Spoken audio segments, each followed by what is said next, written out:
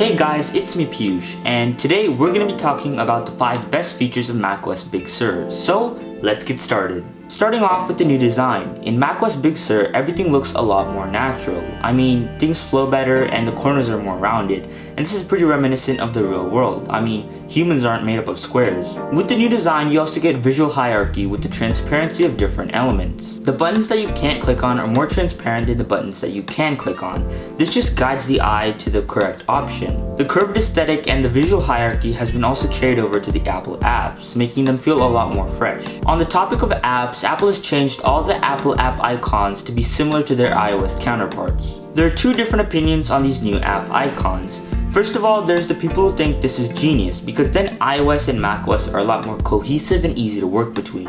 Then there are the people who think that the Mac icons were a staple of macOS, and with the new update that's really gone away. I'm kinda in between these two. Like, I like the new design and I do think that it's cohesive and easy to work between, but I also kind of like some of the other Mac icons. One thing that I really don't like about these new app icons is the weird shading methods, and I think a lot of other people agree with this. Like, shading's from different angles, either it's from the top down or it's from the bottom, and it just doesn't really look uniform. Overall, the new design is a good change. It adds a sense of freshness to macOS, but it still makes sure that your computer runs and feels like a Mac. One major part of the design change is the new control center.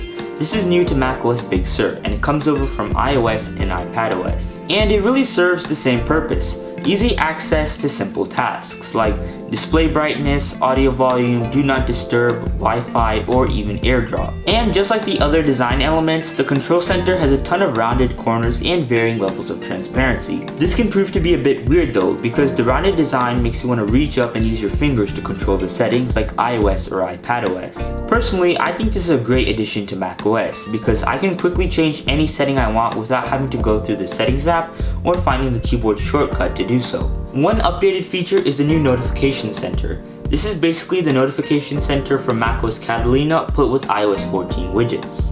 With macOS Big Sur, you now get your notifications on the top and widgets below that. And finally, your notifications get grouped so that they take up less space. The widgets below that are very similar to their iOS counterparts.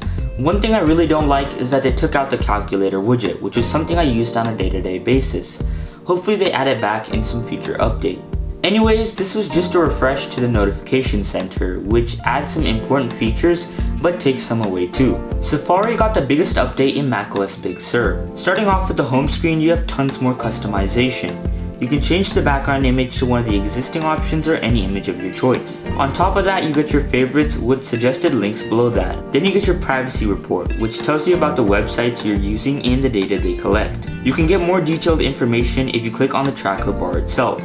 Under the privacy report, you get your reading list and handoff suggestions. You should know that you can choose which one of these options you want to show up by 2-finger clicking on the background. On top of this, when you have multiple tabs open, you can now go to Tab Viewer, which gives you a small snapshot of the tab you're hovering over. But by far, my favorite feature in macOS Big Sur is a long-awaited one, 4K YouTube in Safari.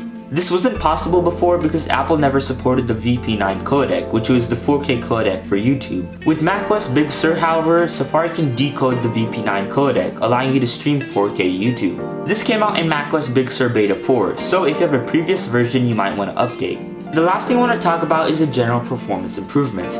Everything loads just a little bit faster. You won't really notice this in day-to-day tasks because the performance improvement is negligible.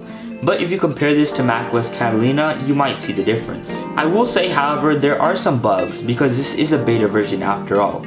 So if you decide to get this, you might have some bugs and those might hinder your performance. I personally haven't had any major problems with the beta, but get it at your own risk. If you do decide to get it, I'll leave a link in the description below, but make sure to back up your Mac. Anyways, that was it for the 5 best features of macOS Big Sur. If you like this video, make sure to like, share, and obviously subscribe. Hit that notification bell so you know whenever I upload a new video. Also follow me on Instagram and Twitter at SweetTechPlanet for updates on my channel. Thank you for watching and I'll catch you next time.